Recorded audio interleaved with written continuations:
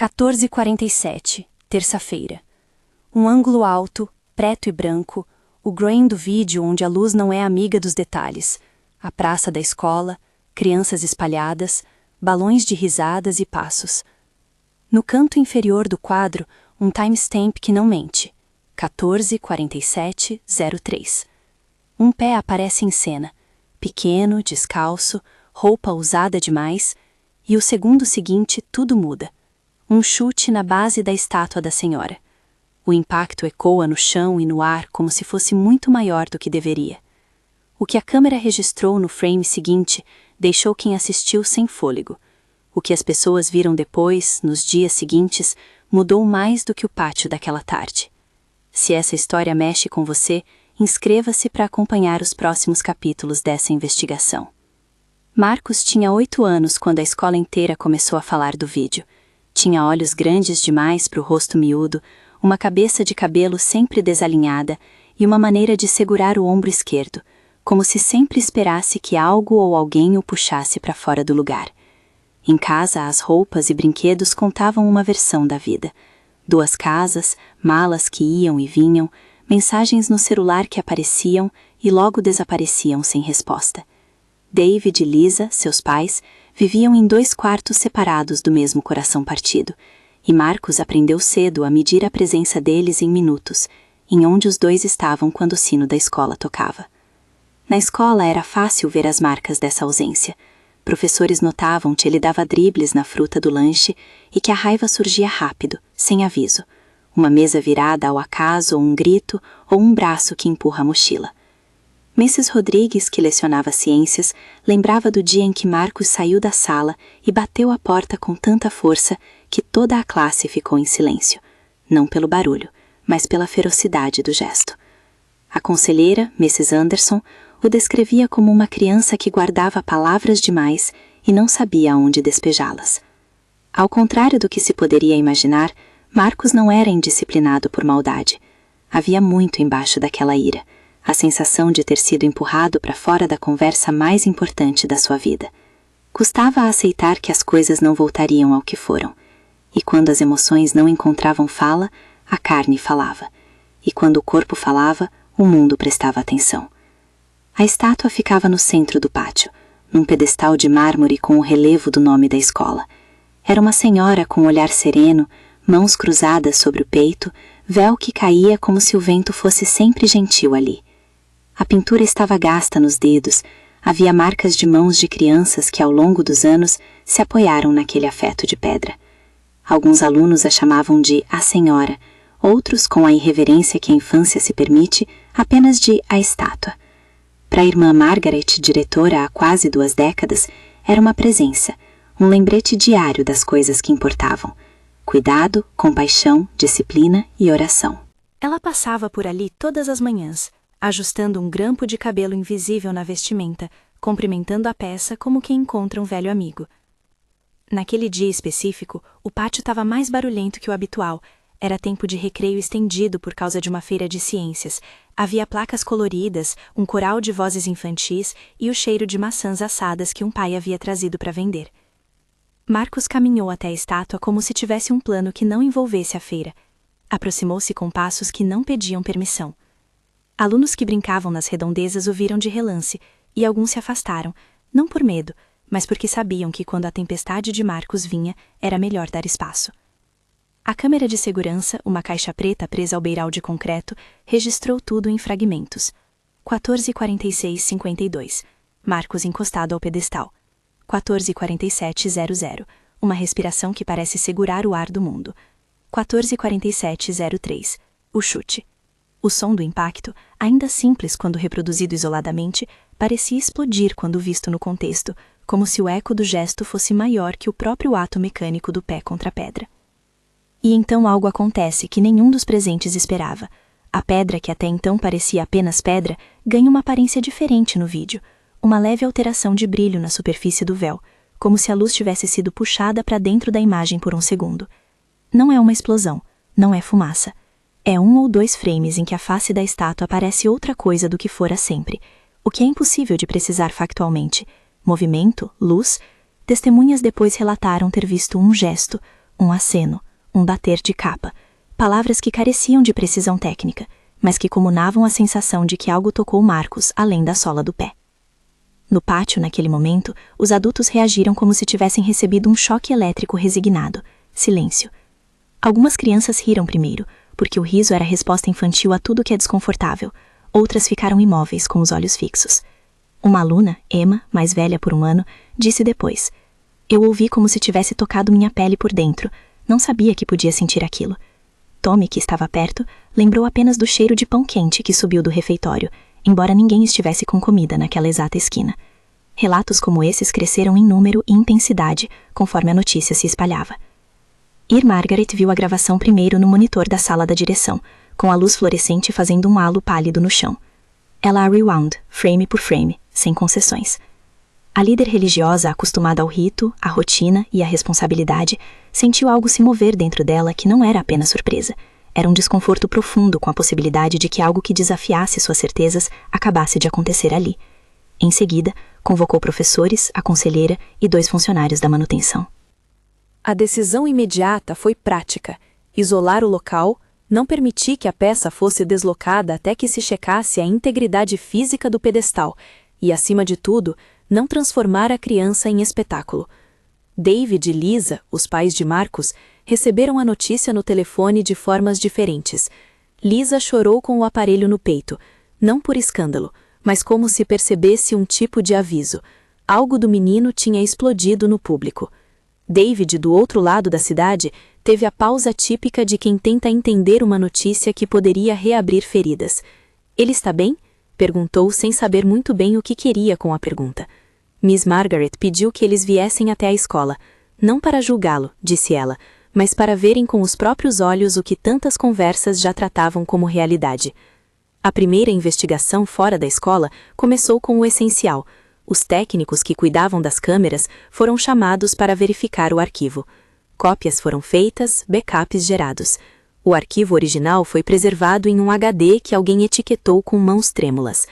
Um dos técnicos, Renato, um homem de poucas palavras e olhos de quem já viu fraude de todo tipo, disse mais tarde que não havia sinais óbvios de edição.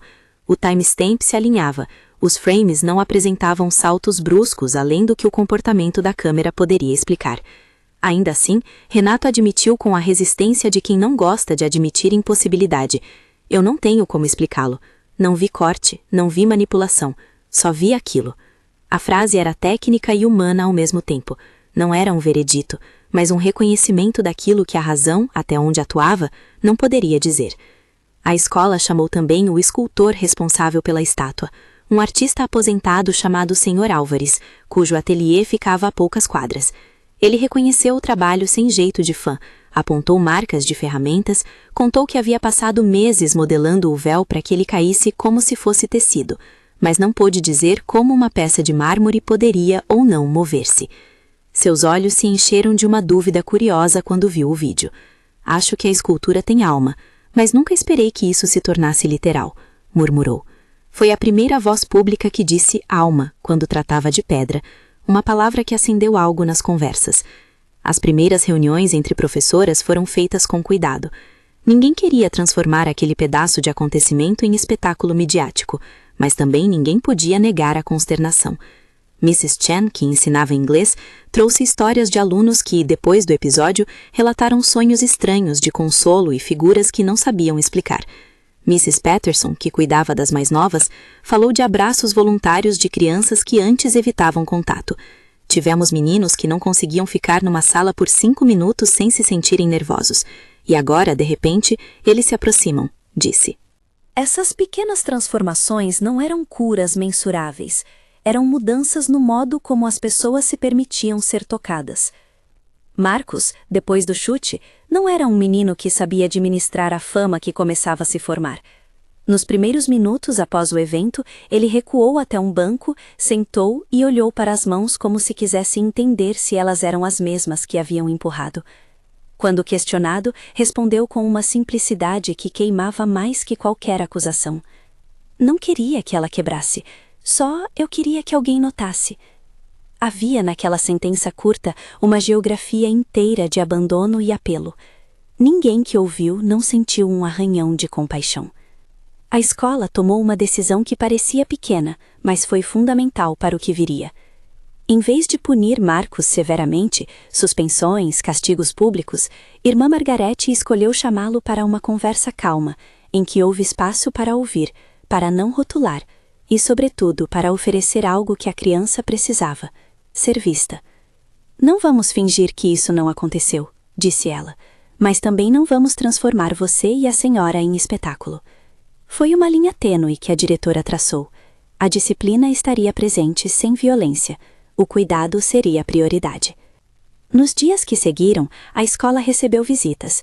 Pais curiosos, alguns religiosos, outros apenas humanos em busca de narrativas que explicassem a inquietação que invadira a cidade. Teve também quem veio para checar a autenticidade do vídeo e quem veio apenas para ficar em silêncio diante da estátua. Irmã Margarete fez mais do que proteger a criança. Ela cuidou para que o local não virasse mercadoria do espanto. Havia um boletim de ocorrências atrás da mesa e um registro de visitantes no livro da secretaria, que com o tempo cresceu em páginas. Enquanto a comunidade reagia, algo começou a acontecer no interior de Marcos que ninguém poderia prever.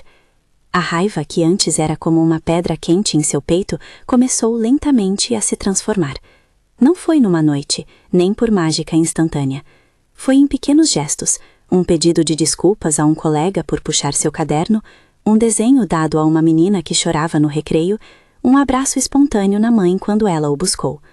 Professores notaram que seus olhos, antes sempre em alerta, ficaram mais tranquilos. Ele ainda vinha com o mesmo lenço de emoções, mas agora conseguia algumas vezes tirar um fio de nós, disse Mrs. Anderson, a conselheira.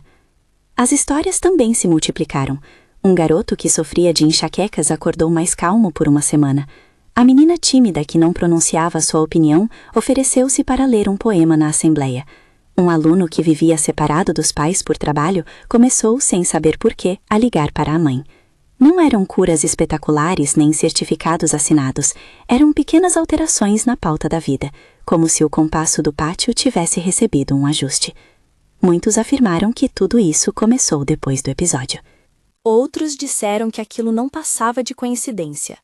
Entre os dois extremos ficaram as conversas ao redor de mesas, em corredores e nas esquinas da cidade, onde se falava de algo diferente, sem se atrever a nomeá-lo. A tensão teológica e ética começou a aparecer quando as questões saíram do âmbito escolar. Havia padres que queriam falar à comunidade, havia religiosos que pediam cautela. Irmã Margaret sentiu o peso dessa responsabilidade nos ombros. Ao mesmo tempo em que queria proteger a fé das crianças, não desejava impor interpretações. Quem somos nós para dizer o que Deus faz? Perguntou ela numa reunião interna, mais para si do que para a equipe. E quem somos para transformar isso em espetáculo? O dilema moral era um nó que precisava ser desatado com sabedoria. Dentro desse emaranhado, David e Lisa viviam seus próprios combates. Ao verem a filmagem pela primeira vez, os dois tiveram reações distintas. Lisa quebrou, pegou o rosto de Marcos entre as mãos e chorou pedindo perdão por não ter visto, por ter sido frágil em seus próprios sofrimentos. David ficou em silêncio, como se a imagem trouxesse para ele a memória de promessas não cumpridas e de ausências que doeram mais do que admitia. A filmagem funcionou como um espelho incômodo, que refletia algo que ambos evitavam: a necessidade de consertos que não sabiam por onde começar. Houve uma reunião em que a direção mostrou o vídeo apenas a uma pequena plateia: pais, membros do conselho da escola e 2 técnicos que puderam atestar a integridade do arquivo, até onde seus métodos permitiam. Ao ver a gravação projetada na parede cinza da sala de reuniões, no paupérrimo brilho da tarde, ninguém falou imediatamente. O ruído era de respirações compartilhadas. O que se seguiu foi um misto de silêncio e de perguntas. Alguns deixaram a sala com lágrimas, outros com o rosto fechado, incapazes de colocar nome ao que tinham visto. Apesar de toda a cautela, a notícia vazou. Em menos de 24 horas, a escola recebeu mensagens de pessoas de bairros vizinhos, pedidos para visitar a estátua, pedidos para orações. Irmã Margaret instituiu regras simples: visitas controladas, horários, respeito às crianças.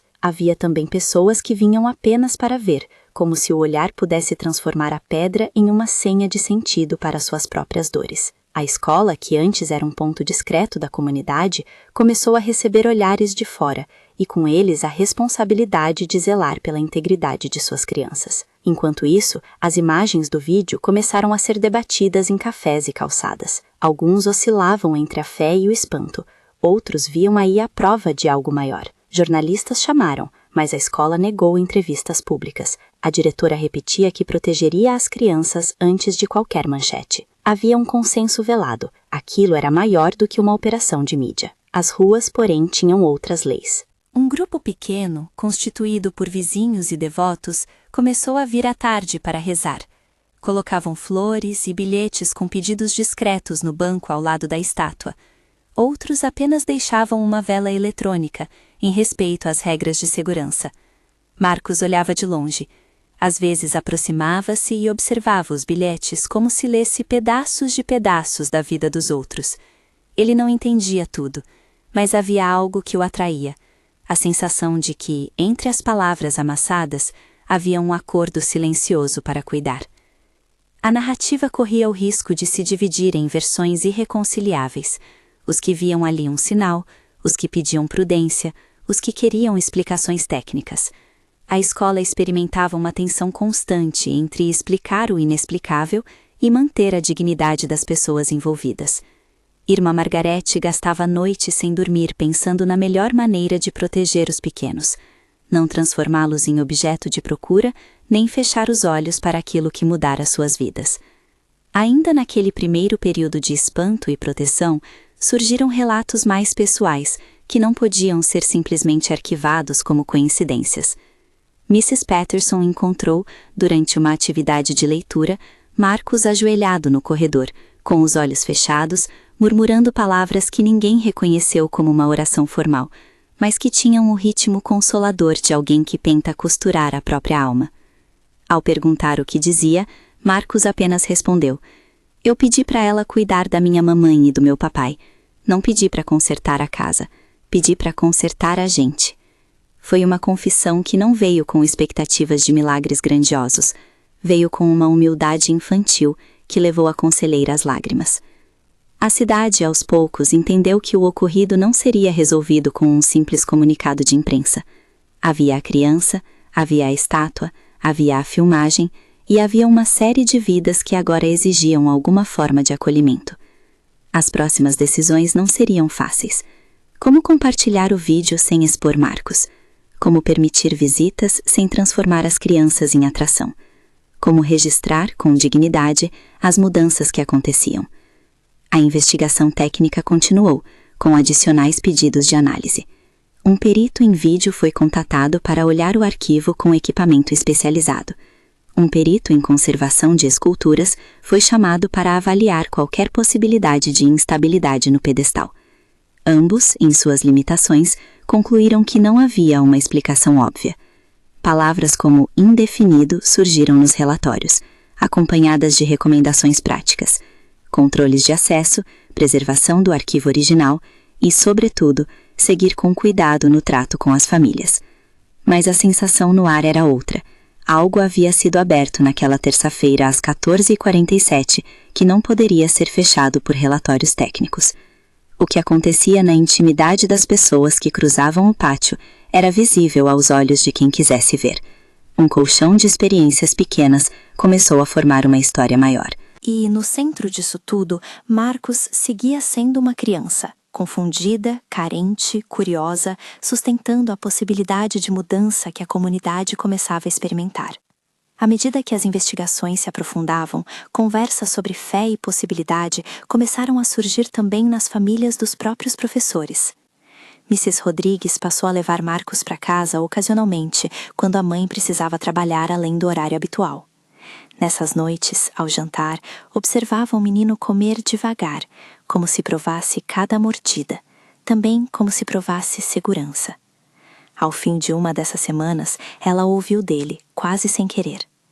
"Sabe, a senhora, eu falei com ela, e ela não falou, mas me deixou conversar, e me ouviu." Era uma declaração que não precisava provar nada para ser verdadeira para quem a dizia. Mas havia pressões externas, reportagens online, teorias em redes sociais e alguns que buscavam benefícios pessoais se insinuavam à margem da narrativa.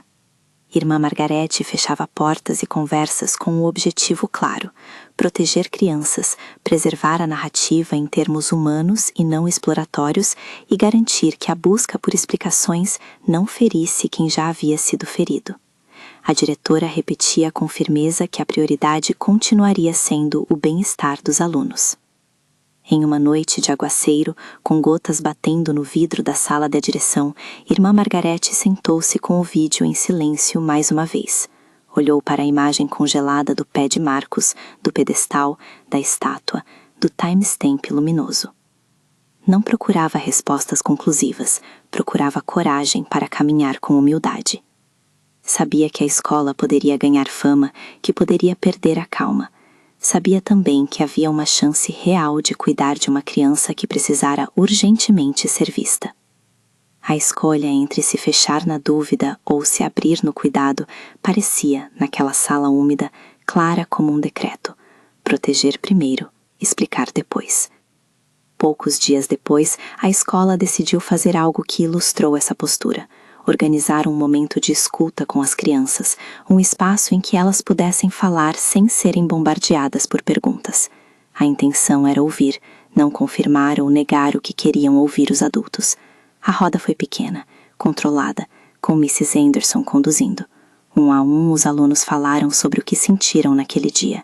Alguns sobre calor, outros sobre silêncio, outros sobre histórias que não cabiam numa explicação técnica, mas que pediam espaço. Quando chegou a vez de Marcos, ele desenhou no papel uma casa com 2 quartos, e no meio, um coração com uma fissura. Não disse muito. Deu o desenho para a conselheira com uma timidez que doeu nos que observavam. A conselheira guardou o desenho como quem guarda um documento importante. Havia ali o rastro de uma criança que, por um meio estranho, começava a conversar sobre suas rachaduras. Ainda havia tantas perguntas. O que exatamente havia acontecido naquele frame entre 14:47:03 e 14:47:05? Como explicar que tantas pequenas mudanças de comportamento estavam coincidindo com um evento localizado? Como acolher as famílias que vinham buscando consolo sem transformar a escola num santuário de demonstrações? E mais perturbador, como ajudar Marcos a sair do centro do acontecimento sem ignorar o que sentia? A resposta não veio em boletim nem em relatório. Veio aos poucos em conversas de corredor, em visitas noturnas ao banco da estátua por parte de pessoas que não tinham vínculo com a escola, em telefonemas de parentes distantes pedindo apenas para saber se o menino estava bem. E veio também na decisão da direção de preservar o arquivo, de controlar o fluxo de visitantes e de convidar o escultor e os técnicos a se manterem como partes consultivas, não como juízes absolutos. Foi nesse ponto, entre o cuidado e a curiosidade, entre testemunhos íntimos e reportagens em busca de furo, que a história realmente começou a se desenrolar para além do pátio. Havia pessoas que começaram a procurar respostas em caminhos variados, alguns em livros de religião, outros em análises de vídeo, outros ainda em confissões espirituais com os sacerdotes da comunidade. Mas antes que qualquer conclusão fosse apressada, um novo gesto, pequeno, mas decisivo, estava prestes a acontecer. Um gesto que reuniria dados técnicos, voz familiar e emoção crua, numa sala onde pais e professores se encontrariam para olhar a filmagem juntos pela primeira vez. Foi ali, naquele encontro, que linhas seriam cruzadas e caminhos seriam abertos. Mas isso, por enquanto, é assunto para o próximo momento da história. A sala de reuniões estava morna, o ar carregado de café e expectativas. Luzes baixas projetavam a imagem monocromática do vídeo numa parede clara. Cadeiras alinhadas guardavam o público reduzido. Pais, diretoras, membros do conselho escolar, 2 técnicos e, ao fim de uma fila de poltronas, Marcos com as mãos no colo, como quem segura um segredo próprio. Ninguém havia permitido a presença de repórteres. A decisão fora firme. Aquele momento seria contido, íntimo, uma tentativa de transformar espanto em cuidado. Quando o player avançou e o timestamp brilhou novamente, 14:47:03, a sala inteira se concentrou no quadrado granuloso da filmagem. Ver a cena em tamanho maior não tornava o acontecido mais simples de explicar.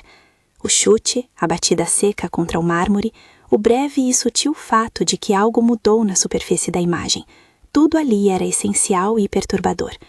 Alguns pais fechavam os olhos, outros nunca os tiravam da parede, como se entender o que acontecera dependesse de olhar até doer. Lisa segurou o braço de David sem perceber. Ele, que vinha ensaiando uma postura firme depois de tanta distância emocional, sentiu a falta que lhe fazia a voz do filho, quando ouviu entre as aspas do vídeo o rastro de um som que agora habitava a memória de todos. Olharam para Marcos, que agora parecia menor sobre a luz, e pela primeira vez compartilharam, sem palavras, a sensação de que algo maior que o próprio embate doméstico pedira atenção. No fim da projeção, houve um silêncio que não era vazio, mas tecido de dúvidas e comoções. Irmã Margarete, sentada ao centro, respirou fundo e falou com a voz que costumava usar em assembleias. Não temos soluções fáceis.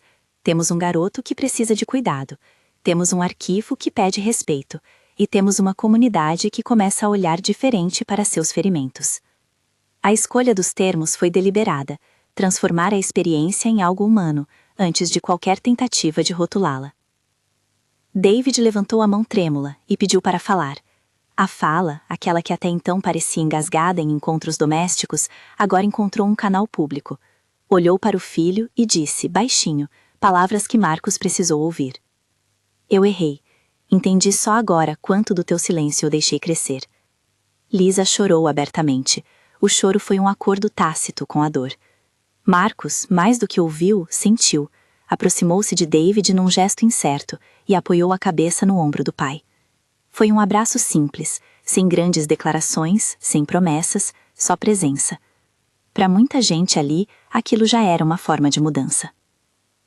As conversas posteriores foram práticas, protocolos de proteção, o controle de imagens, a oferta de suporte psicológico para Marcos e para outros alunos afetados. Mas junto às medidas técnicas, algo menos mensurável começou a surgir, um sentimento de responsabilidade comunitária. Professores propuseram rodas de conversa mensais. O conselho sugeriu uma política de acolhimento para crianças em crise. Voluntários, pais e vizinhos organizaram uma pequena rede de apoio para acolher crianças cujos pais precisavam trabalhar além do horário. Os técnicos continuaram seu trabalho, mas suas conclusões permaneceram contidas. O perito de vídeo não encontrou evidências claras de manipulação. O conservador de esculturas confirmou que a peça estava firmemente ancorada. Em relatórios sucintos, a palavra indefinida apareceu com frequência e foi acompanhada por recomendações de preservação do material e de manutenção do espaço. O escultor Sr. Álvares voltou à escola algumas vezes, tocou o mármore com dedos agora mais respeitosos e falou de sua obra com reverência e uma ponta de espanto. Fiz para que parecesse tecido. Nunca imaginei que alguém diria que ele se movia. Suas palavras, simples e humanas, alimentaram mais curiosidade do que respostas. Enquanto a investigação técnica mantinha um tom contido, as transformações no ambiente escolar adquiriram contornos concretos. O recreio ganhou um canto de leitura guiada por voluntários. Havia um mural onde alunos podiam deixar mensagens anônimas quando sentissem angústia. A conselheira Miss Anderson aumentou o número de sessões de escuta e criou um grupo de apoio semanal para pais, que, como David e Elisa, tentavam recompor relações. Pequenas mudanças, pensadas para acolher e não expor. As narrativas pessoais continuaram a se multiplicar. Em conversas de corredores, professores relataram episódios que, para além da filmagem, pareciam compor um padrão de mudança. Um menino que antes detestava trocar olhares passou a cumprimentar a professora. Uma aluna que sofria com ansiedade noturna começou a dormir melhor por alguma semana. Outra que se isolava no cantinho da biblioteca atreveu-se a ler em voz alta diante da turma. Não haveria um laudo que transformasse essas histórias em provas. Eram relatos, pedaços de vida que, somados, iam alterando o clima do pátio. A cidade reagiu de formas variadas. Havia quem rezasse em silêncio no banco ao lado da estátua, outros deixavam flores e bilhetes com pedidos discretos. Surgiram também relatos, sempre com a mesma cautela de quem não queria ferir, sobre adultos que, ao visitar o espaço, sentiam consolo em meio a dores que pareciam não ter nome. Esses relatos eram, em sua maioria, discretos e pessoais, publicados em mensagens que circulavam entre vizinhos e grupos de oração. A escola, atenta, passou a controlar melhor as visitas e a pedir que os que vinham respeitassem horários e os espaços das crianças. Margaret, no entanto, não quis que o lugar se tornasse um centro de promessas fáceis. Em reuniões com líderes religiosos locais, foi firme. O pátio podia ser um ponto de encontro para oração e lembrança, mas não um palco de espetáculos. Repetia sempre a mesma ideia com clareza pastoral. A nossa função é acolher, deixar que os sinais falem por si, sem transformá-los em mercadoria. A postura trouxe críticas e elogios, mas sobretudo garantiu que a prioridade continuasse sendo a dignidade das crianças. No seio da família Henderson, a vida não voltou ao mesmo imediatamente, mas passos lentos e constantes foram dados. David e Lisa iniciaram um processo de terapia familiar, motivados em parte pela experiência pública. Aprenderam a ouvir Marcos de maneiras novas, não com pressa para resolver, mas com disposição para acompanhar. Em casa, pequenas rotinas foram recuperadas, jantar juntos em algumas noites, mensagens que respondiam e apareciam, presença de um nos eventos do outro. Nada daquilo foi espetacular, mas Marcos, que antes guardava a dor no peito, foi aprendendo a confiar em pequenos gestos que significavam cuidado. Com o passar das semanas, a escola colecionou relatos que se tornaram aos poucos a matéria bruta do que muitos passaram a chamar, com respeito e hesitação, de um começo de cura. Não eram curas que se mediam em exames, eram curas interiores, repentinas mudanças de comportamento, conversas que se abriam entre pais e filhos. Professores anotavam, discretamente, os casos que pareciam ligar-se ao período após o incidente. Um relatório interno feito com sensibilidade mostrou uma redução nos episódios de agressividade entre alunos e um aumento nas solicitações de atendimento psicológico voluntário, sinais, para alguns, de uma transformação comunitária em curso. Com o tempo, a história ganhou camadas. Há relatos de visitas de famílias de cidades vizinhas buscando aquele ponto para rezar ou simplesmente ficar em silêncio. Outras pessoas chegaram por motivos mais práticos, pesquisadores locais interessados em estudar o impacto social de acontecimentos coletivos, jornalistas que respeitavam os limites impostos pela escola. Em todas as interações, a diretora manteve uma linha clara: acolher com limites, preservar os menores, não romantizar o que não podia ser explicado. Entre as vozes que ecoaram, algumas chamavam atenção pela sua humanidade. Mrs. Patterson lembrava com ternura do dia em que pegou Marcos ajudando uma criança mais nova a amarrar o cadarço. Ele não pediu atenção, apenas ajudou, ela disse. Essa cena, tão simples, dizia mais sobre o menino que começava a aparecer do que qualquer manchete poderia dizer. A conselheira que acompanhara a família escreveu mais tarde que o importante não era encontrar um rótulo para o acontecido, mas manter um ambiente em que essas pequenas mudanças pudessem florescer. Anos se passaram e a história ganhou um arquivo. A escola preservou o arquivo original em uma sala de segurança, com acesso restrito. Havia também um registro de testemunhos, cartas, gravações e notas, guardadas com respeito. Em um banco ao lado da estátua, uma pequena placa foi instalada, não como um atestado milagroso, mas como um lembrete de cuidado. Aqui, aprendemos a olhar para as feridas uns dos outros. A inscrição foi escolhida com cautela. Não afirmava provas, não pedia milagres, apenas convidava ao acolhimento. Pessoas que vinham do lado de fora liam, refletiam e muitas vezes deixavam uma flor ou um bilhete. Marcos cresceu sobre olhares que às vezes pesavam.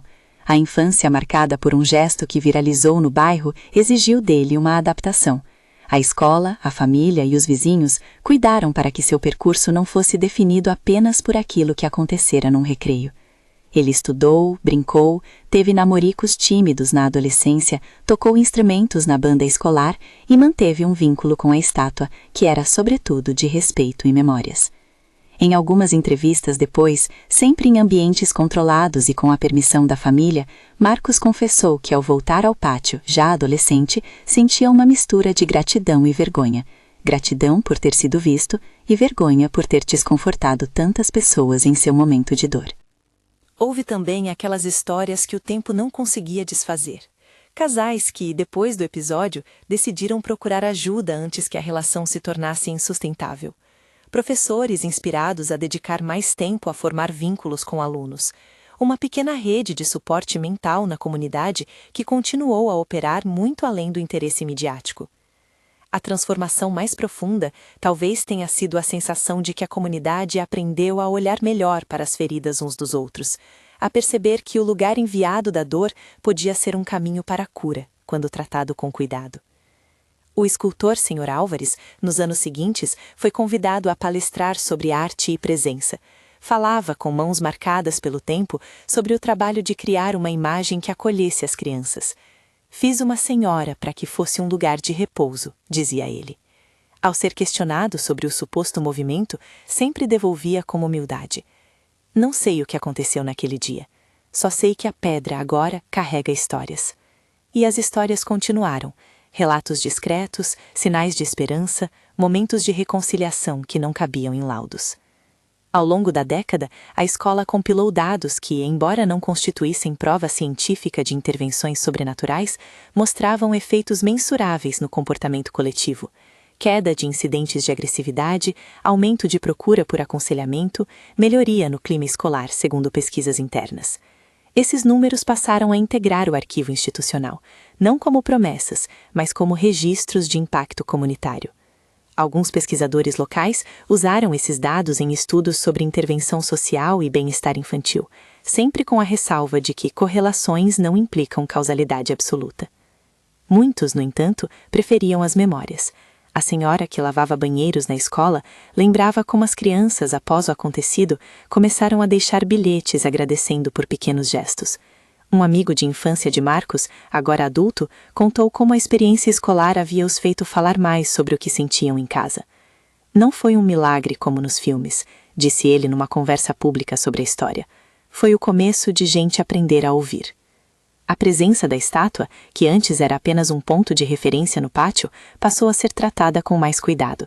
A direção instalou um pequeno espaço de silêncio com bancos, uma caixa de mensagens para quem quisesse deixar pedidos reservados e um conjunto de regras para visitas. Não havia promessas no quadro de avisos. Havia apenas orientações de respeito e horários, para que as crianças pudessem continuar a frequentar o pátio sem serem importunadas. Marcos, já jovem adulto, voltou algumas vezes à escola. Chegou de surpresa numa tarde de primavera para o encontro de ex-alunos. Parou em frente à estátua por tempo suficiente para que quem estava por perto percebesse. Cumprimentou professores, conversou com a conselheira que o acompanhara. Não fez discursos, não buscou aplausos. Ao deixar o pátio, voltou o rosto para olhar a fotografia do timestamp que o arquivo escolar exibia, guardada em uma pasta. Murmurou sem que muitos ouvissem. Agradeço pela paciência. Para quem presenciou, foi um gesto que dizia mais do que qualquer explicação sobre frames e luzes. Os anos ensinaram que a narrativa que começara com um chute era, acima de tudo, sobre como uma comunidade escolheu responder à dor. Alguns escolheram ver ali um sinal, outros apenas um episódio sem explicação. Muitos entraram por caminhos intermediários. O ponto de convergência foi menos uma prova e mais uma prática. Adotar o cuidado como primeira resposta. Margaret, quando já idosa, sentava-se às margens do pátio e observava crianças correndo. Em entrevistas, falou sobre o que aprendeu. A fé não precisa de atestados, dizia ela. Precisa de presença. Sua humildade pastoral marcou gerações. Não transformou o acontecimento em espetáculo, nem o apagou na pressa por explicações. Cuidou do menino, cuidou da escola e deixou um legado de prudência e ternura. Não houve decreto eclesiástico que determinasse um veredito. Não houve estudo científico definitivo que pusesse ponto final em perguntas. O que ficou, sólido como mármore e suave como os gestos que se seguiram, foram relatos de vidas que mudaram de compasso. A estátua seguiu ali, com as mãos cruzadas sobre o peito, o véu esculpido caindo em dobras de pedra. Testemunha de um episódio que transformou mais corações do que podia ter sido previsto. No entardecer, quando o sol se deita sobre o pátio e as sombras se alongam, a senhora parece ainda mais serena. Pessoas passam, deixam palavras, voltam a sentar. Há uma placa num banco que lembra: aqui aprendemos a olhar para as feridas uns dos outros. Essa inscrição é menos uma conclusão do que um convite para cuidar, para ouvir, para manter a dignidade de quem sofre. O vídeo permanece no arquivo da escola como registro de um momento que não pode ser esquecido. A filmagem tem o seu timestamp imutável, um pedaço de memória técnica que continua a intrigar e a consolar. Para alguns, é sinal de algo maior, para outros, um enigma. Para a maior parte da comunidade, tornou-se um ponto de partida para práticas de acolhimento que persistem. E Marcos, aquele menino que chutou a estátua num dia comum de recreio, cresceu entre abraços, conversas e tentativas de conserto. No peito, a cicatriz das feridas antigas mistura-se com as marcas das reconciliações. Quando volta ao pátio, por vezes senta-se num banco e observa as dobraduras do véu esculpido. Não clama a catástrofes nem promete milagres. Compartilha, em conversas discretas, que a experiência o ensinou a não guardar tudo para si. No final, a história que começou com um chute encerra-se como um convite, a olhar para o que nos feriu com a curiosidade da compaixão, a permitir que pequenas mudanças se transformem em hábitos de cuidado e a manter uma atitude de humildade diante do mistério. Não é um chamado à certeza, mas à esperança. A esperança de que, mesmo onde a dor fala mais alto, há possibilidades de encontro e remendo. Se você já passou por algo parecido, se uma experiência mudou a maneira como você cuida dos seus, conte nos comentários. Compartilhe esta história com alguém que pode se sentir tocado por ela.